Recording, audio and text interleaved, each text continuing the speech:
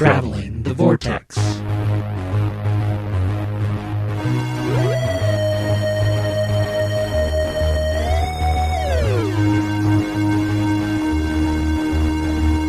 We've joined the Doctor as he travels the Vortex and arrive at episode number 282, the one where we return from Planet Comic-Con.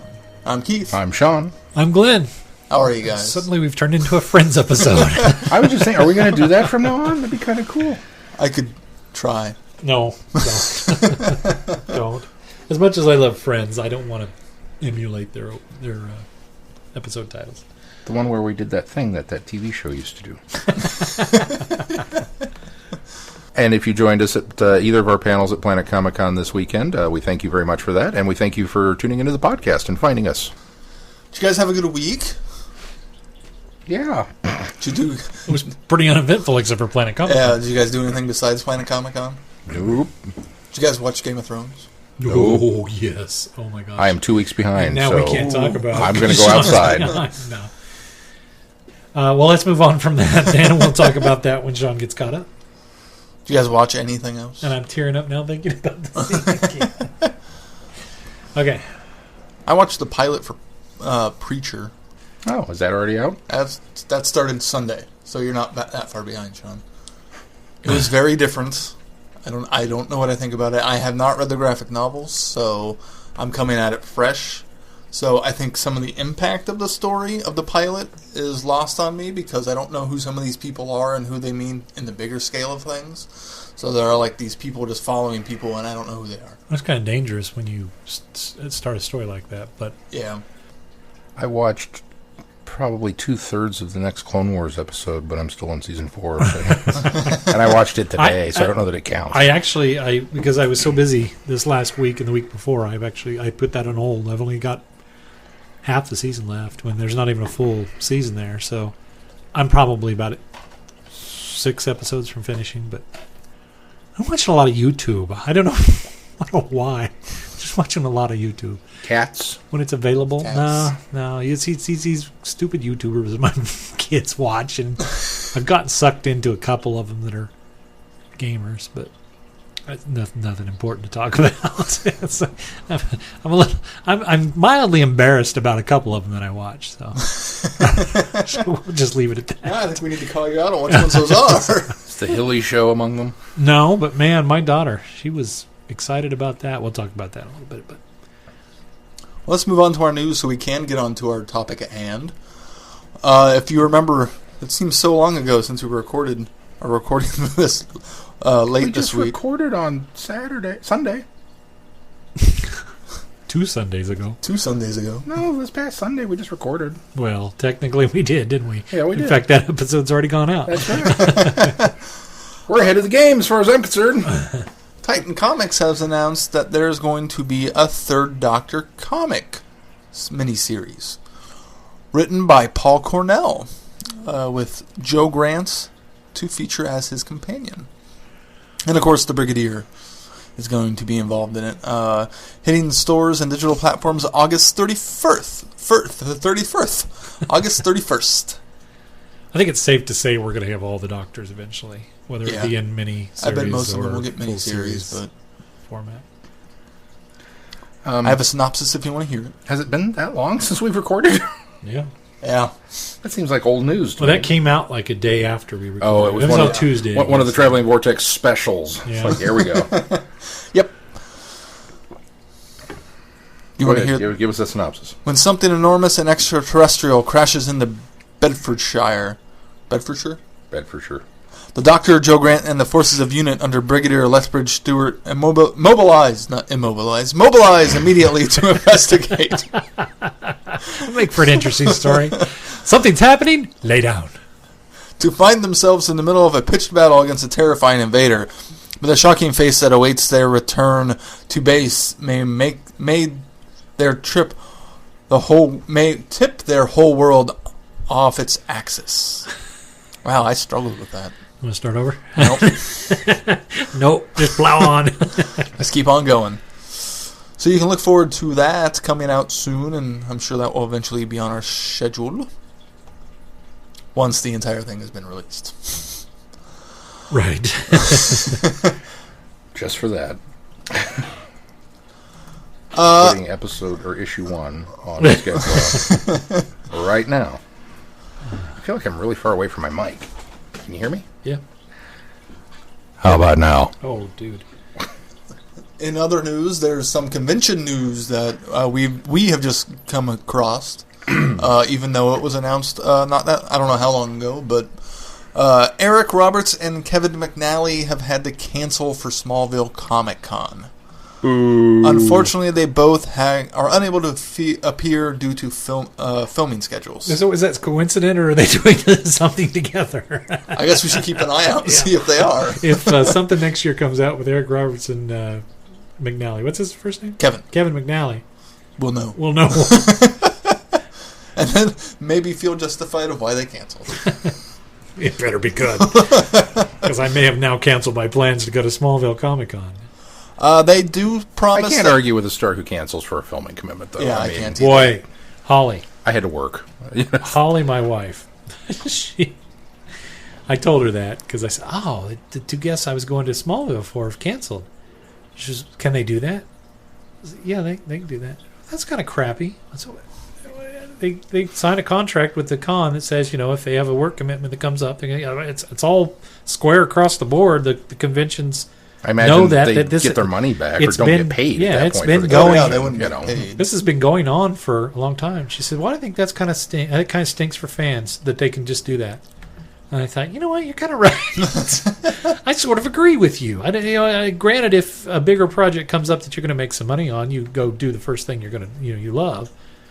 But on the flip side, that is kind of crummy for fans. Maybe I feel it more now because I wanted to go see those guys. And now they're not there, but she was livid. She steamed about it for probably a good hour, and she doesn't go to these things. This was her first convention this weekend. She's not struck by anybody. She doesn't care for autographs. She thinks that's kind of silly, and she's not invested in it whatsoever. But this made her mad.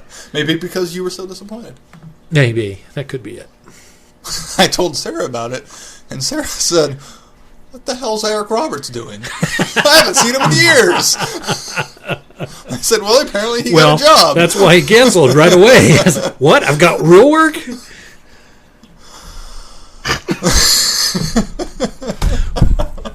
Why do we continue? Even after we got a glowing review about Eric Roberts, why are we still beating up on it? Because every time something happens, it affects me.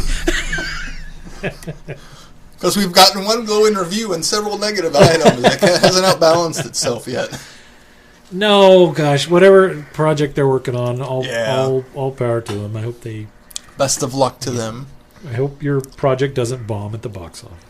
I'm kind of surprised Kevin McNally was available anyway. Shouldn't he be hip deep in the middle of shooting Pirates 5? Maybe that's why. He thought he had those dates open, and then they had to shift his scheduling for filming. Is he in? He's barely in Pirates 4. Is he in Pirates 5? I think he is. And is in. Maybe he thought, based on his small part last time, he was going to have a small part again, and then he got the call, said, there's a lot more script here for you. According to IMDb, it's in post-production. So. Oh, is it already in post? Huh? Well, but if they had to do pickup shots, and maybe that's probably what it is. If he had to go do reshoots or pickups, that's probably what happened. Then if that's the case, it's probably not a movie with Eric Roberts. How do you know Eric Roberts isn't in Pirates? Because IMDb doesn't say so. I'm going. Hold on. Is Eric Roberts in Pirates 5 according to IMDb? Nope. I can tell you that without looking it up. Nope. He does have a lot of work in post-production, though. Jeez. How many of them are Swiffy? This IMDb doesn't say one way or another.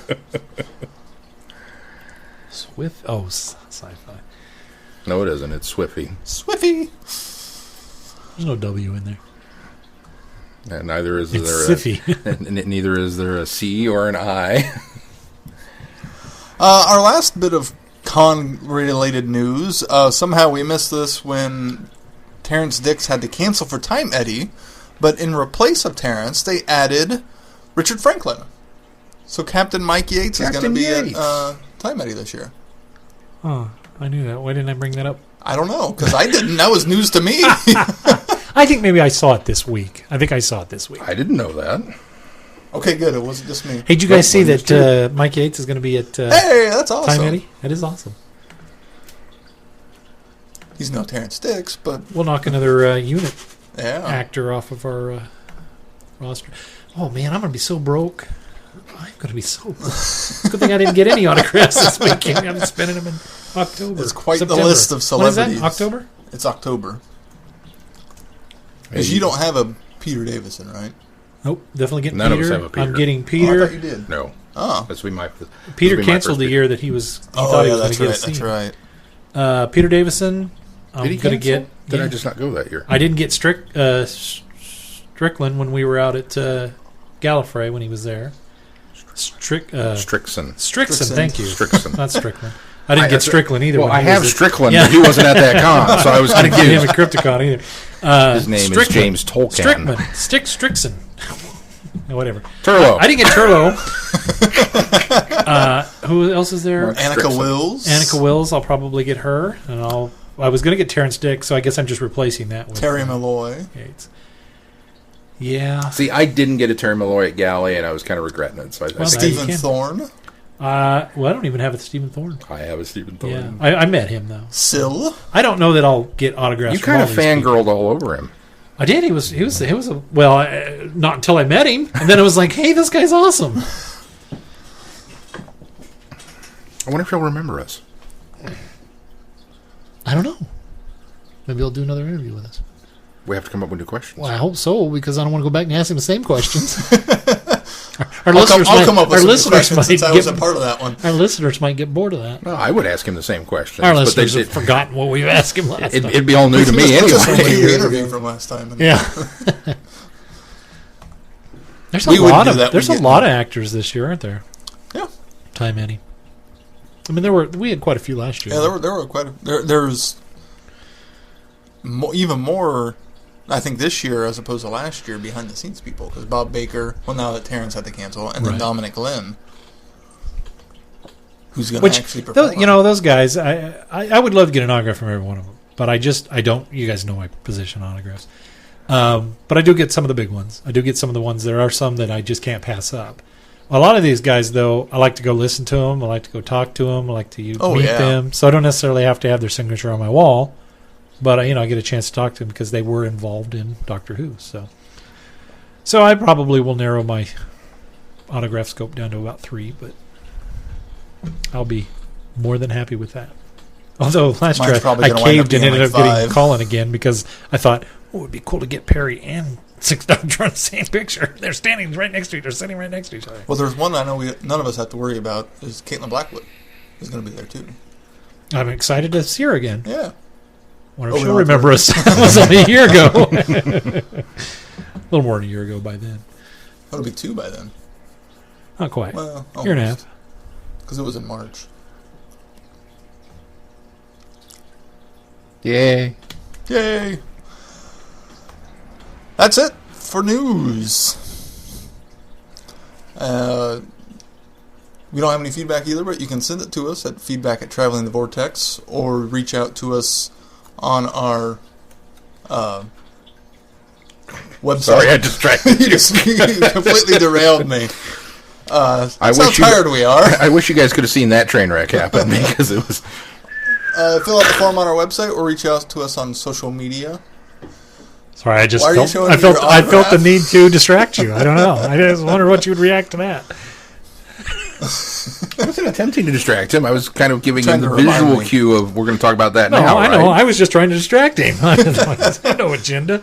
Well, I Reach did. out It was to us distract on him. Facebook, on Traveling the Vortex, Twitter @TravelVortex, and all the other forms of social media that we are a part of, including the Goodreads Book Club. Go in and weigh in on Aramem, The Last Pharaoh, if you're reading that. And if you remember last week, we drew a raffle ticket for a winner. And so far, we haven't heard from anybody, so we're going to read out that number one more time in case for some reason you missed last week's episode and we're hopping on this episode. Deep in the back of the closets. Yeah, dig out those tickets. Go find them. Kirk, we're talking to you. The number is 335496. That is 335496. 496. So, big prize from the Traveling Vortex prize vault still up for grabs. We should say that the reason that you said, Kirk, we're talking to you, is this is not a fixed thing. No.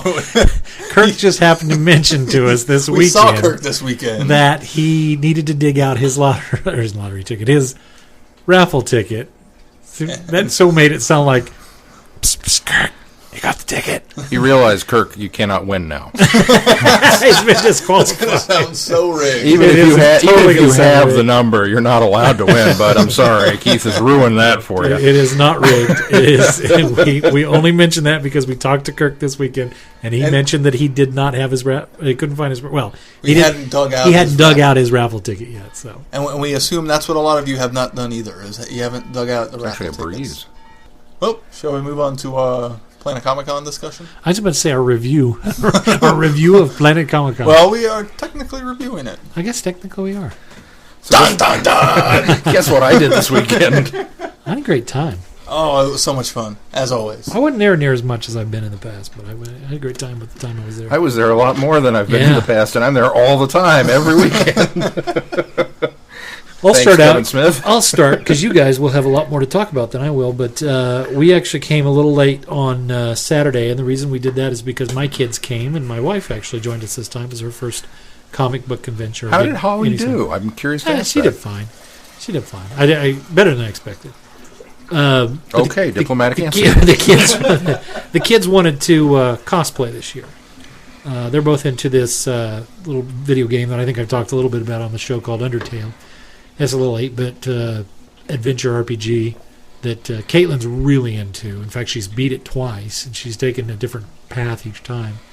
Mason is a casual player. He's played it a little bit, but he's more into watching videos of people play it online.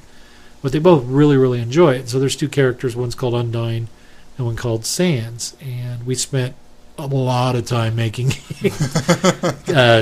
Mason's mask for Sans because he didn't want to paint his face. And so they dressed up, and we came and got them checked in. That was the reason why we came late, is because the kids had to get ready, and we were coming from home. So we got there around 11:30, 12 o'clock, about noon, I think. And walked around the con and hit all the dealers' table, and the kids had to stop every once in a while and take pictures because other people wanted to get their pictures, and so they were both excited about that. And of course, Caitlin, every time she saw another Undertale character, had to get her picture with that person. And it was surprisingly, there were only a couple of Undynes, and there were only about 4 Sans, which was a huge improvement over what Caitlin thought, because she said, "I wonder if we're going to go there and nobody will recognize these people." And I said, "I guarantee this game's popular enough that you're going to see other characters there, probably more Sans and Undyne."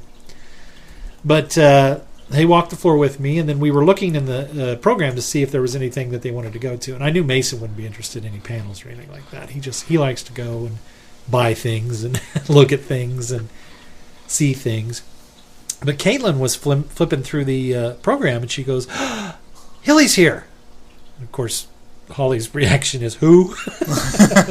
And I kind of knew because I knew she was a YouTuber, or they were YouTubers. Hilly and Hannah Hindi are a couple that do. They're YouTubers, and they're the ones that, if you're familiar with Doctor Who, they do the Time Warp one. That's the Hollywood show, and so they both kids watch the Hollywood show, and they love it. So they said, "Oh, can we go to that panel?" I said, "Well, yeah, it starts here in like 5 minutes," and we were clear across the convention. So I just kind of streamlined them there, and luckily they were running about 5 minutes late, and so we got in there just as they started. And of course, they were surprised because their room was quite full. They said, and they were competing with Stan Lee, and they actually made the comment, "We didn't think anybody would be here because we thought everybody would be in with Stan Lee." And it wasn't until then it occurred to me, Stan Lee panels right now. So I looked at Holly and I said, "I'm going to go to see Stan Lee. Are you okay?" And she goes, "Yeah, I'm fine. Go ahead." So I dashed off down and went to the Stan Lee panel. But the kids completely enjoyed it. They got up to ask a question, but unfortunately they were too far back in the line and they ran out of time, so they didn't get to ask their questions. But they both enjoyed that. And then Mason was getting pretty wore out, and so we left and I took them back to the hotel, and then I came back in time to see most of Jenna Coleman's panel, which I thought was a really good panel. And she's seen from all of the stories I kept hearing about how she was jet lagged and she had very little energy and she was very tired. I thought her panel went really well. She definitely amped it up for the panel. She did. And the interesting thing about that panel is when I got there, the majority of the people in the line, I mean, I think every question that I heard was Doctor Who, for the most part. And most of the line, did you notice, were little kids. Yeah. And I thought that was kind of cool. And she was really good with answering their questions and chatting back with them. And just a really delightful panel and quite interesting. And then, of course, I did leave a little bit early because I knew we could get into our panel room early, and I knew we had some setup to do. So I went ahead and bailed on that one about 10 minutes early. Went down to ours and then was in our show. So we can talk about that collectively here in a little bit. But then on Sunday, I came back to do our morning panel and then stayed around for a little bit. And then actually before that, I went to the dealer's floor because I was on my own because the kids went to Legoland. And so, sorry, and so they went to Legoland while I went back to the panel, and this was kind of dad time. Now I got to kind of sit and look, and it wasn't just guiding the kids, and got some video and stuff for a video that we posted, and then went down, did our panel, and then after that did the meet and greet. And then by the time I was done, the kids were done at Legoland, so we had to go get lunch. So that was pretty much the extent of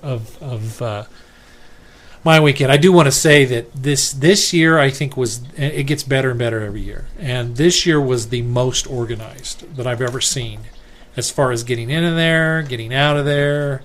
The setup was much better. I think it wasn't much different than it's been in the years past, but there are little tweaks and things that they've done. Just making the aisles a little bit bigger makes a huge difference. Well, you notice they're using that entire floor now. We have finally gone all the way to the back. Yeah. And the setup is much better, as you said. The aisles being a little wider, it's easier to get in and around there. I thought the media guest area I felt was a little better organized this year as far as the line system goes. They've really gotten that down. Yeah, they kind of continued that from last year. Well, that's just it. I think, but even like the big guest last year was Stephen Amell. Yeah, so. Well, no, but that was only one day. Was Shatner last year? Shatner was last year, but Stephen Amell was... Well, but Shatner had a good line. He almost had a Stan Lee type setup. That's just it. He didn't have quite the Stan Lee setup. And I think that have Shatner gotten that last year, I think that was just it. They anticipated Stan Lee, and I think that line was managed much better. They had it winding in there really well, and I thought that looked, from what I observed. And just having the food trucks at the front to give you more options. Really smart idea. Was a wonderful idea. Because, unless, we've volunteered in the past, so we go over and can get that one food place in the past where you can go to the side and get your food quicker. Well, but as you know, since then they've started bringing in food for volunteers. Yeah, well, and that whole food place is different now, too. Yeah. Which I don't think I'd eat what they were selling there. It was something I'd never even heard of. But yeah, as you know, you get in these lines about lunchtime, and you're in a line for a good hour. You're in line longer for the food than you are for an autograph. Yeah, exactly. And so by bringing those food trucks and putting all that seating up front there, where you could sit down, I think was a vast improvement. And they continue to learn from each year and get better and better. And I want to say how much I'm impressed with how every year they continue to make this con better and better and better. Absolutely. Thank you. Yeah. So a little kid in the George Lucas panel at celebration. Thank you. I wish my brother George was here. I can't take all the credit. I'm sure that all of the suggestions I gave to the team were implemented by somebody with more know-how and money than me. But I will say that everything you hit upon that you think was better from last year is something I suggested. So, yeah, I'm going to take credit for it. Just not all the credit. No, they had a really... and a great turnout. Apparently, a really great turnout. The unofficial numbers... The early count is in, and it was 71,000 people for this weekend. That blows my mind. Yeah. How many did they have last year? I thought you told me it was 80,000 last year. I guesstimated that it had to be 80,000. I don't know what 80,000 people looks like, so it's just... I didn't realize that's what 70,000 people look like. I way underestimated how many people were there. See, apparently, I was way off. I think it's because there was so much more space. It didn't feel like 71,000 people. It felt... Oh, and that's 70,000 people over the 3-day weekend. That's not 70,000 people on one day. But apparently on Saturday... they reached capacity. They were turning people away at Bartle Hall because they reached the capacity for the 5 main halls where the dealer's room is. They hit that on Saturday. Wow. Yeah. So that was wow. So if you weren't there, there's a reason this is a top 25 con, folks. It's kind of up and coming. You should come next year. I didn't get to go on Friday this year because I had to work. So I unfortunately missed out on that day. But so I went on Saturday was my first day, and I volunteered again this year. And my first responsibility, I wound up getting there like 10:30, a little later than I wanted. Just mostly because I couldn't find parking. I thought, since March Madness wasn't happening, it'd be easier to park this year. Nope. Not when there's 70,000 people.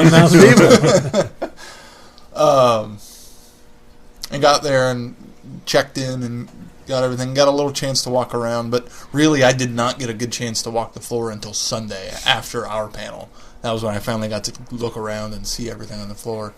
But my first duty was I got to escort Arthur Darvold to his panel, which was really cool. So I got there in time early and got an autograph from him real quick, since when you're escorting somebody, you get there and that's when the line starts to dwindle down because they're cutting it off. So I could jump in there real quick, get the autograph, stash it away, and then take him to where he needed to go. But he was a really nice guy. He exceeded all my expectations of what I thought he would be like, just because he was so cool and so laid back and so friendly. I expected him to be friendly. I just didn't expect him to be that friendly, I think. And it's not like he was overly chatty, but we chatted, and it wasn't like... It's because he's a really cool guy. And so I got to escort him to the panel and then sat in on his panel, which was a really fun panel. Was he wearing a cat shirt? He was not wearing a cat shirt. He was wearing all black. He was all... I asked Sarah that. He was wearing a cat shirt. Wearing really tight pants, like doctor pants, and boots, like 11th Doctor. Yeah, it's like when I try to wear skinny pants, it just doesn't work. Works better on him. But he did his panel with Danielle Panabaker from The Flash, and so I almost felt bad for her for part of it because there were so many people asking who questions, and she just kind of got to sit there and not really do much. But she was also very, very friendly. So that was really cool, and then got to escort him back. There was a bit of confusion of him trying to get his wife into the con and where to find her, but he had to go to photo ops, so I took him back to the green room and got to hang out in there with them for a little bit while he had a little snack because it was around lunchtime. While across the green room, George Takei is sitting there eating lunch. Is it Takei or Takai? It's Takei. It is Takei? And other celebrities are walking past that I saw out on the floor, but in the green room, it's such a almost surreal experience of... There's that person just over at that table. Huh. Who knew? And then after that, I got to walk the floor a little bit with Sarah and her brother, who came in. Then table sat for Dennis O'Hare, who was very friendly, very nice, and then went to go table sit for somebody else and only had to sit there for like 5 minutes. So then I got to kind of walk around a little bit before I escorted Jenna Coleman to her panel, who, Glenn, you alluded to, she was kind of quiet for a while. When I went to go get her, she was in the green room, and so her handlers were at a table sitting kind of chatting, and she was kind of off on a sofa. And like when we were walking back from Arthur, she was sitting outside on a bench, and Arthur's manager or whoever he was, I'm never quite sure, was talking to her, and so she seemed nice and friendly and kind of upbeat there. But then when I got to the green room, she was kind of off in her own corner doing her own thing, and we eventually walked her over, and she was fairly quiet through the whole thing. But then she got up on stage and came to life, which was she came in at 1 a.m. that morning, so she was understandably tired. But the panel was absolutely wonderful. I think that one of the best moments was Red Dalek getting to ask a question, thanks in part to Mel. So that was really cool. And then I got to take her back to her table, or back to the green room, which provided to another very surreal experience. It was a gorgeous day out that day, unlike it had been previously with lots of rain going on. And so both Arthur and Jenna were just amazed at the beautiful weather and how nice it is, and these giant head artwork that were outside. So Jenna stopped to take some kind of artsy pictures with the sculptures, and then we wind up heading back to the hall and stumble across Arthur Darvill sitting on the steps, just chilling. And so we stopped there for like 5 to 10 minutes, and there's Clara and Rory hanging out in Kansas City, talking about, school, and because they were reminiscing of, this reminds me of those days where you'd want to go outside during class because the fresh cut grass because somebody had just mowed, and talking about different acting school stuff that they had been through. And it was just so surreal of sitting there like, wow, they're just sitting there talking. They're just people. Yeah, they really are just people. So then we got to take them to, then I wound up taking her to the green room, and they went on their way, and I rushed off to do our panel. And then Sunday... How did that go? Oh, we'll get to that in a little bit. Once you get to your relaying of your events, we'll get to there.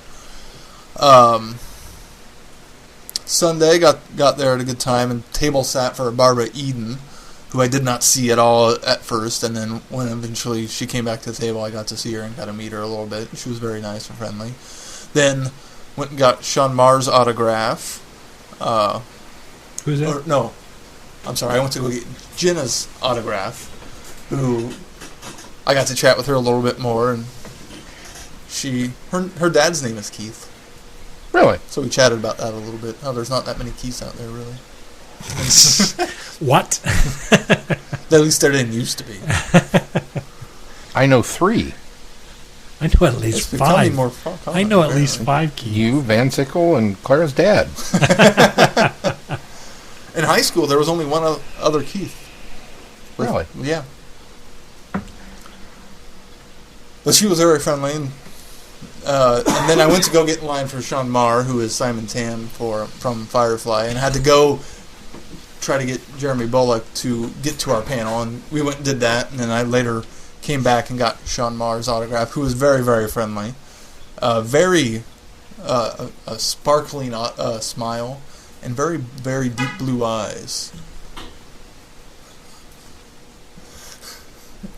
And got to actually walk around the floor and see things after that, and then end the con experience by getting my Jeremy Bullock autograph. So that was kind of my con experience. Lots of fun had. Very cool. Sean, you want to go through? You actually got to work Friday. I did. Well, we went down. You were there Thursday. We left work early and went down Thursday and sat in on the volunteer meeting that is orientation. Which, after, 6 years of doing this, you wouldn't think that we needed it. But we'd never been to an orientation, so we thought, maybe, we're kind of... Well, every year they change things slightly. Yeah, and we have more status this year, so maybe we should, Because Mel and I were... They split their volunteer staff up, and they've got the kind of the... what I assume are paid positions, where people, they have a superhero who's kind of in charge of a specific area. And underneath each superhero, they had a team of sidekicks. And underneath the sidekicks, they had a bunch of minions. And Mel and I were sidekicks this year, and because we had the availability of Upstate. Yeah, if I didn't have to work on Friday, I would have been a sidekick. Yeah. You would have had a cool purple shirt instead of them ugly yellow ones. I'm just kidding. I liked the yellow shirts. I thought we stood out, is for sure. You could tell where the volunteers were at. Even more so than the light blue from last year. I didn't like the light blue. I'm so glad they went away from that. But so we went to the orientation, and went through that, which was good. I think every first-year volunteer person should be required to go to an orientation. I understand the reasons why. Like I said, it's taken me 6 years to get to one, but... Well, and like even this year, the escorting... Luckily, I was able to meet up with Sarah Jane before I had to do any escorting, which is Kirk and Kelly's daughter. And she got to show me kind of back through the green room and how to get them, because they even changed how they escorted people this year. A vast improvement of, instead of trying to go through the skywalk or going underneath and going around, we just literally went out the back and across a little street and down some steps, and there we were at the backstage of the Grand Ballroom. Such a smoother experience. And those who couldn't walk, they had golf carts to take them down there. And even if it were raining, you could get in the golf cart and go. It would not be because they were covered. Yeah, they were covered golf carts. So because Bartle's shaped kind of like a big U. Yeah, and, I don't understand the shape of it at all, but it still throws me. But the Grand Ballroom's kind of down at one end of the U, and then the other leg of it is the convention center floor. So. Actually, it's kind of like a small H because it starts clear down. Yeah, I suppose that's true. More like a small letter this H. This way and that way. So, because the convention's longer than the other one. You're correct. It's not a U. It's an H. But Mel and I were in the Grand Ballroom pretty much the whole weekend. She was the sidekick for the back of house, so she was backstage, and I was the sidekick for front of house. And so we went and were kind of in charge of all of the goings-on there for different panels and whatnot. And we got to do a little bit of con walking Friday morning, and because I scheduled the later shift. And are you picking up the rain? Should I close the door? That's right. It sounded like static, but that's all it is the rain in the back. It started raining here, if you can't tell. So maybe fairly heavily. We'll close the door if need be. Just point. But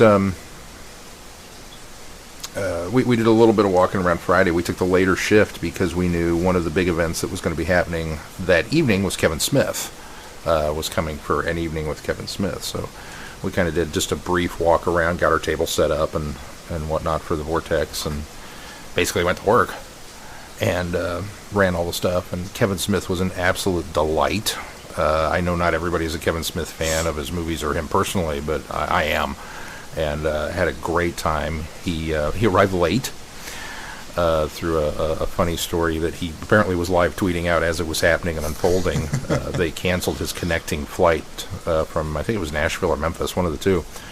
And the only options he had were to either A, cancel his appearance at Planet Comic-Con, or B, fly Southwest. And if you're a Kevin Smith fan or if you're a news hound, you probably remember, it's been about 6 years ago that there was a little flap over Kevin on Southwest basically being told he was too fat to be on the airplane and had to buy another seat or get off. They basically threw him off the airplane when it got ugly, and he hasn't flown since. So he was tweeting out that this is how good our con is. Kevin Smith flew Southwest for Planet Comic-Con. So we thank him very much for that, because that was cool. But then he pulled out his phone and he says, "Okay, I'm going to talk until 11:30." It was like, what? That's like 3.5 hours. And he did. He just, the first person got up to ask a question and she blanked. She was like, "I don't remember what I was going to ask." He says, "That's okay, I have a story." He proceeded to talk for half an hour and then looked back at her and goes, "Did you remember your question yet?"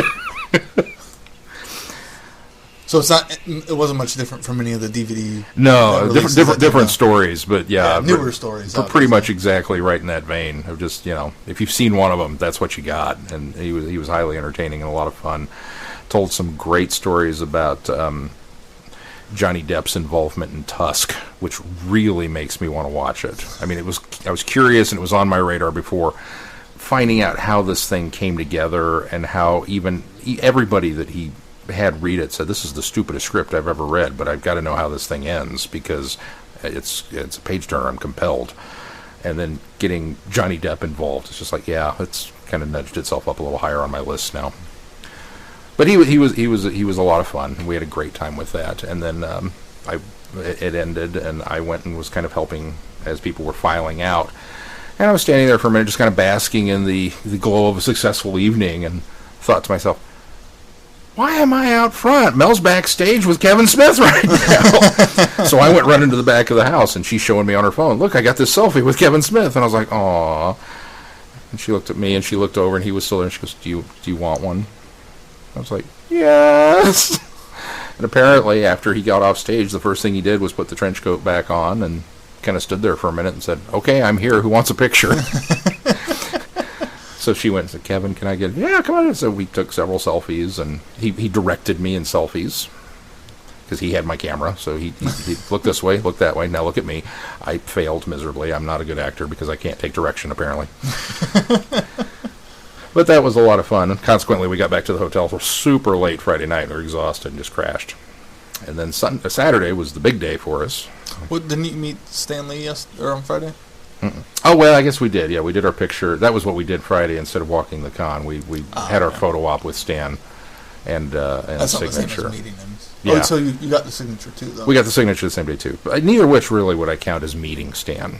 This is the unfortunate thing is because Stan Lee is Stan Lee. That is one of those well-oiled machines. They're going to get you in and get you out because there's 70,000 people behind Kinda you like that the want. Shatner. Yeah.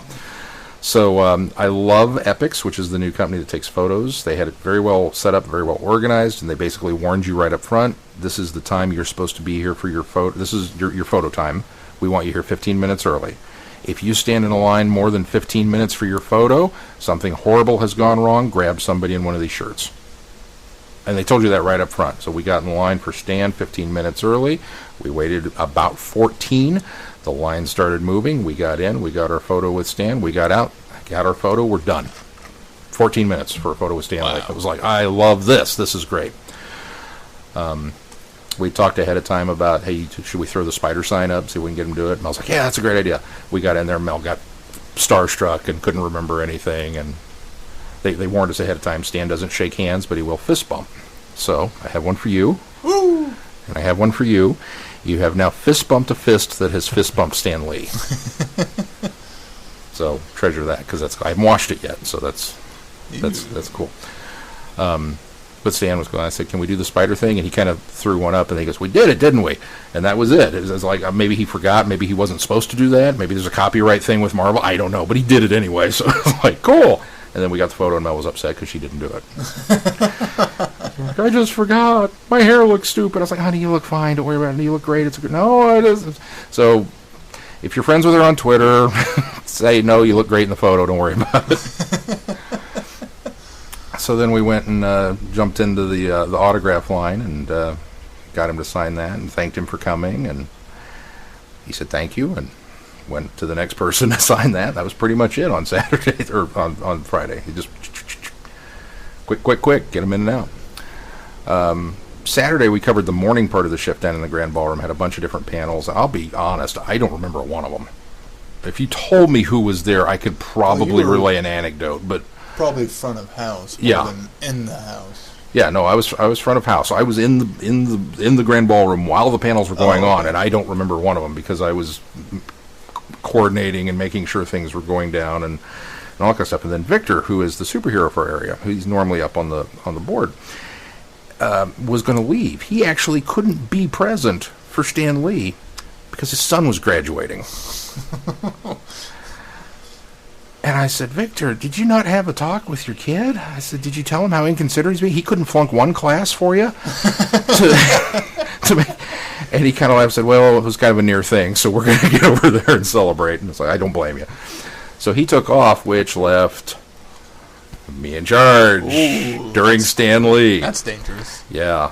Thankfully, I had a great crew of minions, who I've yet to thank on Facebook. I need to do that. And I had a great amount of help from the security staff who were on the ball. Maybe a little too much. Julian got a little hassle trying to get into work. But they were very good about that. And so we got them in, and then Stan Lee came out. I remember most of that panel. The best answer a young person asked him what the inspiration for Spider-Man and the Thing and all these superheroes was, and Stan looked at him and said, "Greed. I wanted to keep my job." And there you have it. He was funny and witty and with it, and it was the best was when people came up and started asking questions, and then who was the gal that was moderating? I can't remember. Claire Kramer. Yeah, Claire Kramer. She'd lean over and she'd whisper to him, and then he'd answer the question, and then he said, "I have to explain." He says, "My hearing's not so good because I'm old now, and we don't have anything like." Secret going on up here. It's just I can't hear your questions, and she has to tell me the questions. And she, of course, without missing a beat, goes, "Yeah, we have a secret thing, but this isn't part of it." So yeah, of course. And he's just funny and on top of everything. He was a joy to listen to. Yeah, he was. It was really neat too because if you don't know, they proclaimed Saturday. The mayor made a proclamation. Saturday was Stan Lee Day in Kansas City. And the mayor came out and actually read the proclamation ahead of time and presented it to Stan Lee at the beginning. So if you've seen the video on the clip on Facebook that we put up, that's what Stan's walking up there to accept that proclamation. So, but I remember Stan. And then I was technically done for the afternoon, but we had just enough time from getting everybody out of the room before the next panel started. And of course, Stan arrived late and started late, so then all the rest of the panels kind of got backed up, and they were juggling times a little bit. So with the handoff to the next staff, it was kind of like, well, the next panel that I had any interest in was Jenna Coleman. She's going to be in 10 minutes, so I might as well just stay here, And I'll be honest, I don't remember anything of her panel at all. I remember her being polite and funny, and I remember knowing that Red Dalek was up there, and I remember that Red Dalek was in that line, and I remember thinking Red Dalek's not going to make it through that line.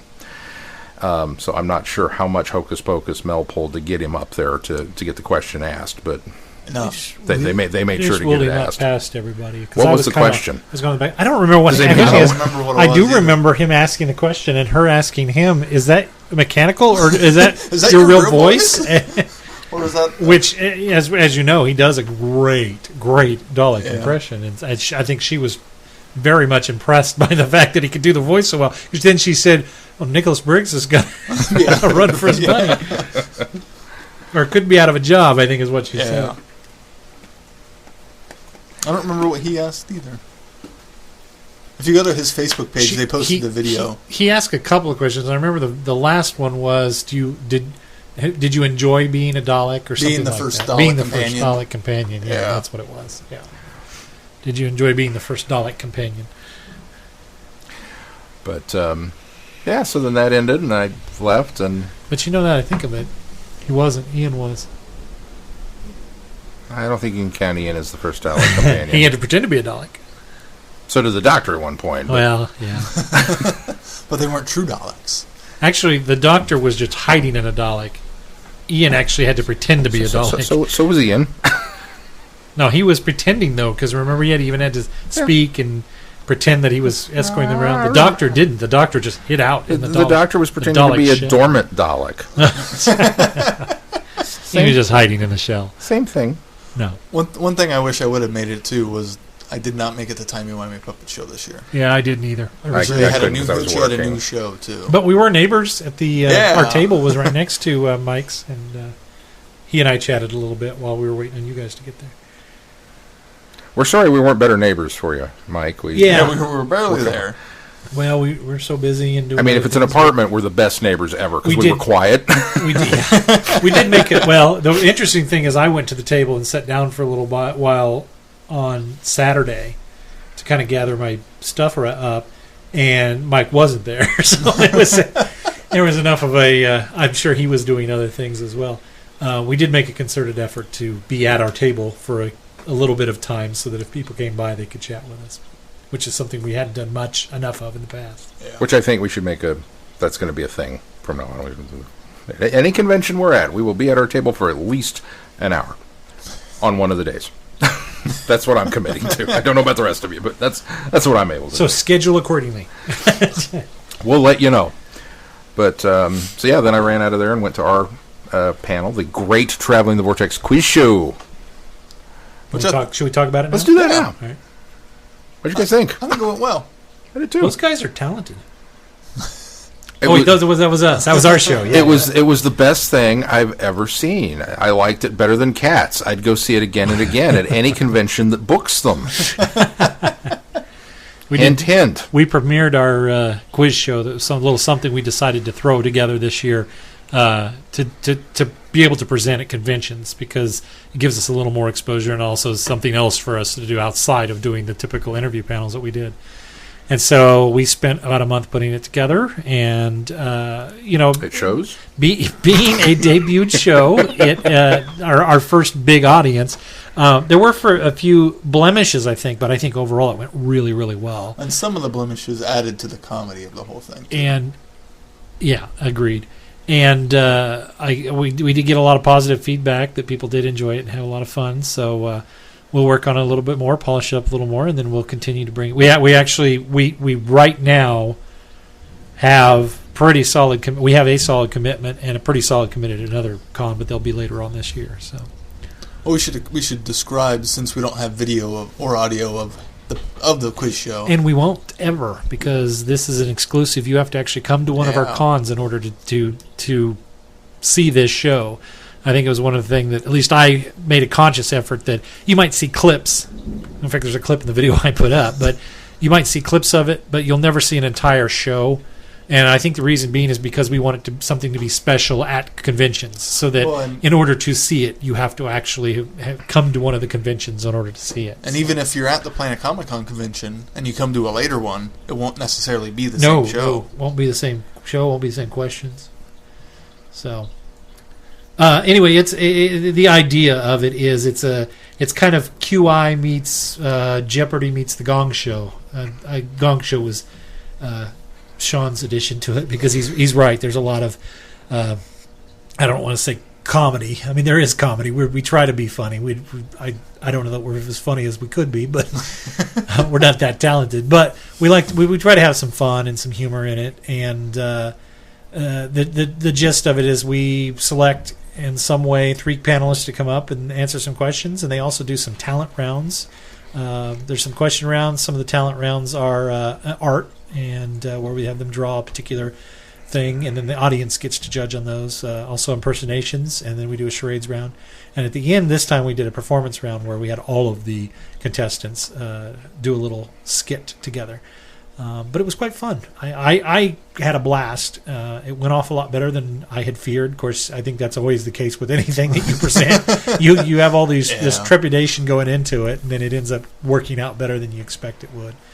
But there was some surprises that we had to kind of roll with, but it worked out. I was very pleased. I was very pleased, and I think we all had a lot of energy, which is what I was most concerned about, especially after walking around late on a Saturday night, and it's like, it was a 5:30 walking panel, all day long. Not to mention, end of con.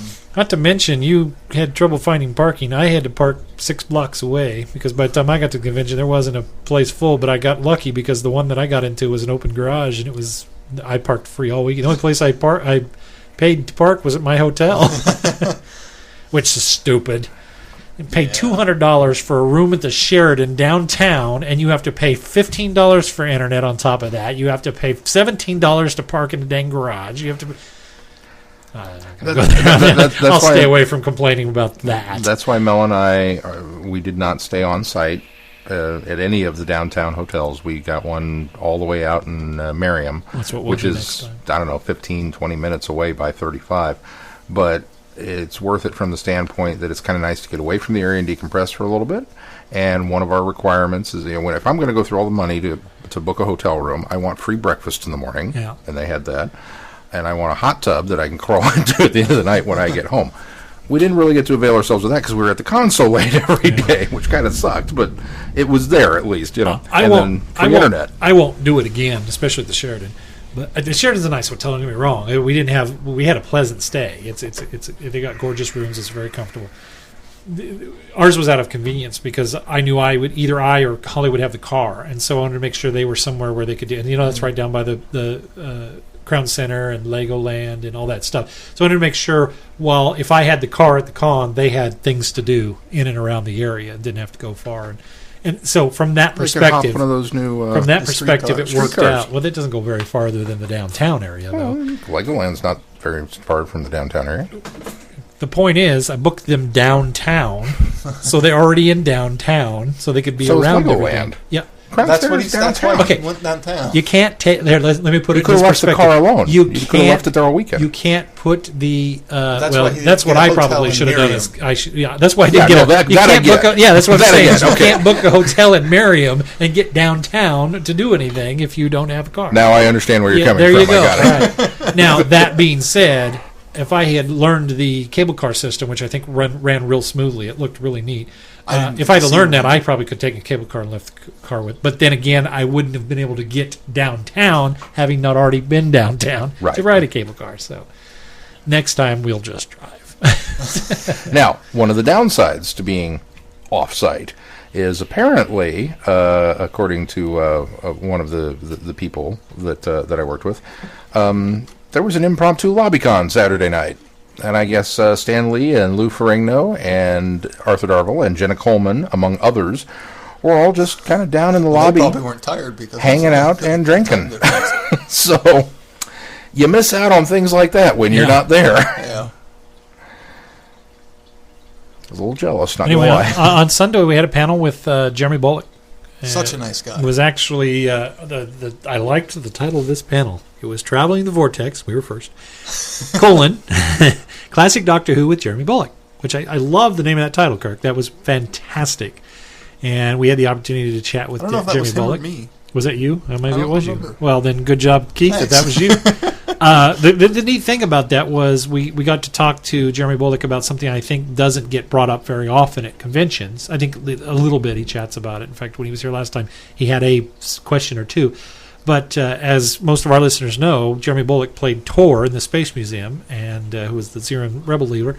And then he also played Hal the Archer, which he's probably a little more famous for in the John Pertwee story, The Time Warrior.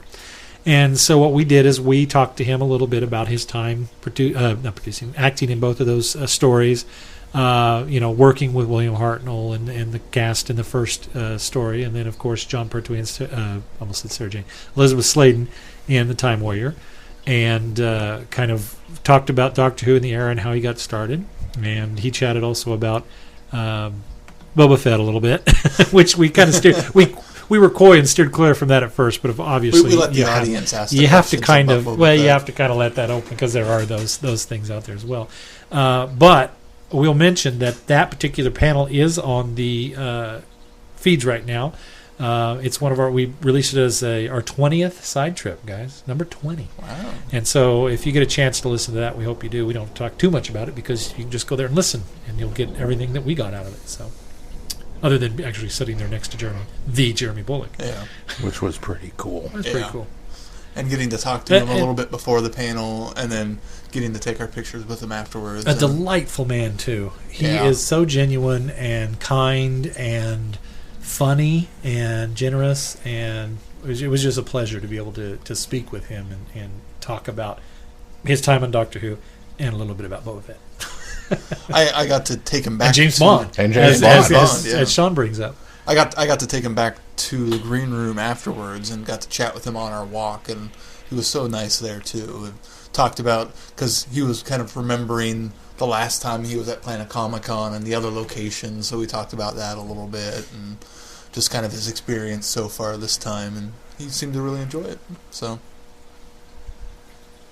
Then, of course, on Saturday he did a Boba Fett panel with Daniel Logan. Yeah. The two Boba Fetts. So I wish I had seen that, although I saw that they did the same thing at Planet Comic-Con about 6 years ago. I saw part of that one in the Grand Ballroom, and surprise special guest Peter Mayhew joined them. Oh, that's cool. Very cool. So there was a whole lot of Star Wars going on. The two of them were set up next to each other, and every time I looked over at Jeremy Bullock's table, he had a constant line at his table getting autographs. So he's Boba Fett. I went up there to get it, and he had two tables. One table's full of Boba Fett, the other table's other stuff. And I said to his wife, I want something from the other table. She's like, all right, well, come on, let's go. And made sure to tell him, don't sign this Boba Fett. I know, I'm not going to sign a Boba Fett. Overall, I thought the con experience this year was good. And again, kudos to the organizers, Kirk and all the crew that does that, puts it together every year. It's got to be a mammoth task, but it pays off every year. Yeah. About 9 months worth of, which, speaking of, I want to make sure that this is out here on the feeds now. According to Kirk and Kelly, it's 9 months of crazy that leads up to this weekend, which means they're going to have about a month to deal with the crazy, and then probably 2 months off. So at some point in time during that 2 month off span, I've invited them to come down and join us for dinner. So you guys would be in on that. Last year, but didn't happen last year. We're going to work harder on live. We're going to work on it. That's why you're putting it out there. So that now you're held accountable. I want our listeners to hold us accountable to invite them to dinner. So. Now their feedback every week will be: did you invite Kirk and Kelly to dinner yet? Have you invited Kirk and Kelly to dinner yet? Have you guys had dinner with Kirk and Kelly?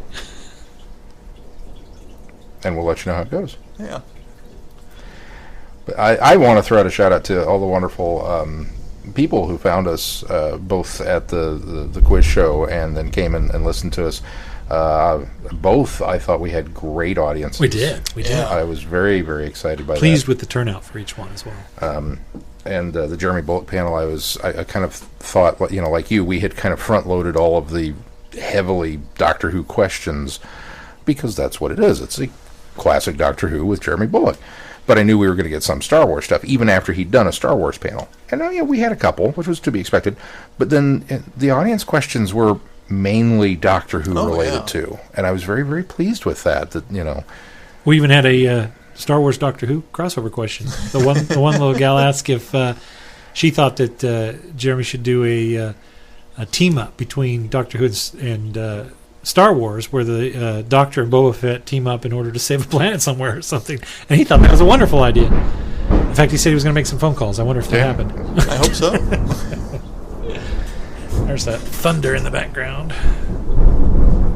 We've got quite a storm rolling through here. That seems to happen to us a lot. It does happen. Well, we live in Kansas. Yeah, that's true. Overnight storms. Anything else about Planet Comic-Con before we wrap this up? Another amazing year in the books. Keep up the good job, everybody over there. I am already looking forward and excited about next year. I don't know why. I have no information on it other than it's going to happen. So, all right. What do we got coming up on the schedule? Well, coming up on the schedule, we've got a very cool thing that I'm pretty excited about. A short week. This week, Friday Night Who is The Underwater Menace, which just released on DVD here in North America, and hopefully you have your copy. I've got mine. Mine's on the way. I've got mine. Available from Amazon and Barnes & Noble and find resellers around the area. We'd prefer you buy it from Amazon and go through our site. We would prefer that you buy it through Amazon and go through our site. But, in a pinch, I guess, if you had to, you could get it somewhere else. But you wouldn't do that to us. You'd get it through us. And then obviously this is brand new to us, so we'll be reviewing it this week on the podcast and kind of talking about it and how wonderful it is. Now, I've seen a chunk of the recon though already, even before. This will be new to some of us. I haven't seen all. You always got to ruin things, man.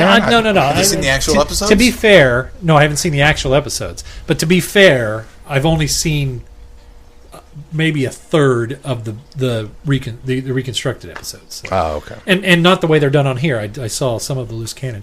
It was one of the ones I started and didn't quite get through, but not for any reason if I wasn't enjoying it. It was just I think it got placed aside and I never revisited it. But. Now, for those of you that care about such things, no, we're not treating this in quite the same way as we would a Lost episode discussion, where we're really going to delve into. I mean, we're still going to review it, of course, and we have decided that we're going to go ahead and read the novelization this week, or at least try to this week.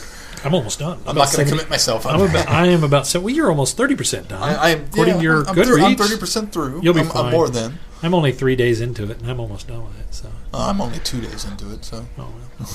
But so we've decided to do that. But these target novelizations are quick. They're quick. So quick. We're not going to treat it in quite the same manner as a Lost episode, because the Lost episodes are ones that just they're not really available anywhere. It's There's nothing left of them other than the one piece that maybe has shown up. It is funny. This one did get an actual. It is funny that you you say that, but we've only done one that's truly like that, and that's the Crusade. Because even Galaxy 4, we watched the To Entertain DVD version of. I mean, it's an extra, but it was still on a DVD. True. Well, I mean, for that matter, the stuff that's on the Crusade is technically in the Lost in Time box set. Right. Yeah. Exactly. We just didn't have the pictures over it. It was just the audio. Right. Yeah. Well, no, none of that's even in the Lost in Time box set. Just that one little clip. No, I popped it in. It's a little. All of the episodes that they had are on the Lost in Time box set at the time that it was released. But they only recovered one episode. That's my point. Right. It's one additional episode since that came out. It wasn't on Lost in Time. No, the Crusade. The Crusade, yes. That's what I'm saying. That's the only one that really we could count as a true Lost in Time that's on Lost in Time. Galaxy 4 was specially treated as it was a special feature, but it was. But the Crusade still presented the other two stories in audio form. No, I agree. That's not what I'm saying. But what I'm saying, because all of the stuff that's lost has some sort of preservation. You can't get there from downtown. We haven't done a truly. There is no video left whatsoever yet either. So how my headcanon is working this is if it was available in the Lost in Time box set, we're treating it as part of the Lost in Time series because that's how I'm scheduling it. How's that work for everybody? Anyway, but so that is this weekend's event, and there will be much rejoicing. Yay! And a little bit of sadness in the fact that it might be the last classic Who DVD release. There's a lot of sadness associated with it, because as of right now, it's the last classic Who DVD release planned on the books, period. Yeah. It's the last Troughton that, unless some miracle happens, we're ever going to get new Troughton. Yeah, it's all out there now. Everything that is available from him is out there, whether it be on Lost in Time or whether it be on a DVD release. Sad. So, all right, you'll still have some lost episodes to look forward to. Oh yeah. If you want to join along, novelizations. If you want to join along with us, you be sure to go to our website and use the right rail there and click on. Actually, go right into the Friday Night Who story that was posted by Keith earlier this week, and there's a link to the DVD itself. Still have a few days. If you do 2-day shipping, it's free if you sign up for 1 month, and you can get that before Friday. I just ordered mine today, so it's supposed to be a Thursday. Of course, you can also find other links to other sites there which you can purchase things, not just Amazon, but also our Spreadshirt shop. I don't know why I can't say that. There's too many S's, too many alliterations. Legopolis. Other fine sponsors on the right rail of our page, www.travelingvortex.com. You can also support us on Patreon. If you are already a Patreon supporter, we thank you. And if not, please consider doing so. All 100% of those proceeds go right back into this show for fun drawings and prizes, and most importantly, server space, so that we can continue to bring this show to you on a weekly basis. That's all I got. Anything else, guys? I don't think so. I don't think so. If that's going to do it for this week, until next week, I'm Glenn. I'm Sean. I'm Keith. Cheers. Good night, everybody. Be seeing you. You have been listening to Traveling the Vortex. Doctor Who and all of its associated programs are owned and trademarked by the BBC. No infringement is intended or implied.